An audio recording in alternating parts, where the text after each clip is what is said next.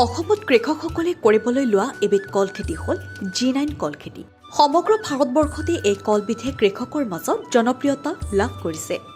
এই কলবিধ খাবলৈ সুস্বাদু, বেমাৰ আজাৰ কম, চাপৰ লাগে। ফল হিচাপে খোৱাৰ লগতে এই কলবিধ পাচলি হিচাপে চিপছ, আটা আদিৰ ৰূপত খাব পাৰি। G9 প্ৰজাতি কলৰ কেইটামান বিশেষত্ব হ'ল ইয়াৰ উৎপাদন ক্ষমতা অধিক, এই জাত পকিলেও কম দিনতে নষ্ট নহয়, এই জাতৰ কলৰ ৰোগৰ আশংকা কম, ইয়াৰ গছবোৰ সৰু, শক্তিশালী। কল খেতিৰ বাবে আগ্ৰহী কৃষকসকলে এই কলৰ খেতি কৰিব পাৰে। এই কল খেতিৰ পৰা আপুনিও লাভান্বিত হ'ব পাৰে। তথ্য অনুসৰি 1 একৰ কৃষিভূমিৰ পৰা 40ৰ পৰা 45 টন কল উৎপাদন হয়। এথোক কলত প্ৰায় 150টা মান কল লাগে। G9 প্ৰজাতিৰ কলৰ উচ্চতা 6ৰ পৰা 8 ফুট হয়। এটা কল 10ৰ পৰা 11 ইঞ্চিমান দীঘল হয়। কৃষকসকলে 1 একৰ কৃষিভূমিত প্ৰায় 1200 কলৰ পুলি ৰোপণ কৰিব পাৰে। পুলিসমূহ আমাৰ কৃষকসকলে 5ৰ পৰা 6 ফুট দূৰত্বত পুলিসমূহ ৰোপণ কৰিব পাৰে।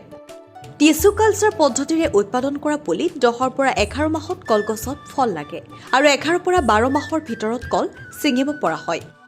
চৰাইদেউ জিলাৰ যুৱ কৃষক শান্তনু গগৈয়ে বিগত 3 বছৰ ধৰি G9 প্ৰজাতিৰ কলৰ খেতি কৰি আহিছে আৰু যথেষ্ট লাভান্বিত হৈছে। প্ৰথম বছৰত তেওঁ কেইজোপামান এই প্ৰজাতিৰ কলৰ খেতি কৰিছিল। পৰৱৰ্তী সময়ত ভাল ফলাফল লাভ কৰি ব্যৱসায় ভিত্তিত কৰিবলৈ লৈছে। বছৰৰ যিকোনো সময়তে কৃষকসকলে এই কলৰ খেতি কৰিব পাৰে। তথাপি মাৰ্চ, এপ্ৰিল মাহৰ সময়খিনিত এই কল ৰোপণ কৰিলে ভাল। এই সময়ত কল ৰোপণ কৰিলে পৰৱৰ্তী বছৰত এই সময়ছোৱাতে কল ছিঙিব পৰা হয়। ঠাণ্ডাৰ দিনত কলৰ বজাৰখন সিমান এটা ভাল নহয়, গতিকে কৃষকসকলে বজাৰখনৰ প্ৰতি লক্ষ্য ৰাখি মাৰ্চ, এপ্ৰিল মাহত কলৰ খেতি কৰিলে লাভান্বিত হ'ব। কল খেতিৰ বাবে মাটি পানী জমা নোহোৱা বালিচহীয়া মাটি অত্যন্ত উপযোগী। 4 পৰা 5 বাৰ হাল বাই মাটিখিনি সমান কৰি কৃষকসকলে কল ৰোপণ কৰিব পাৰে।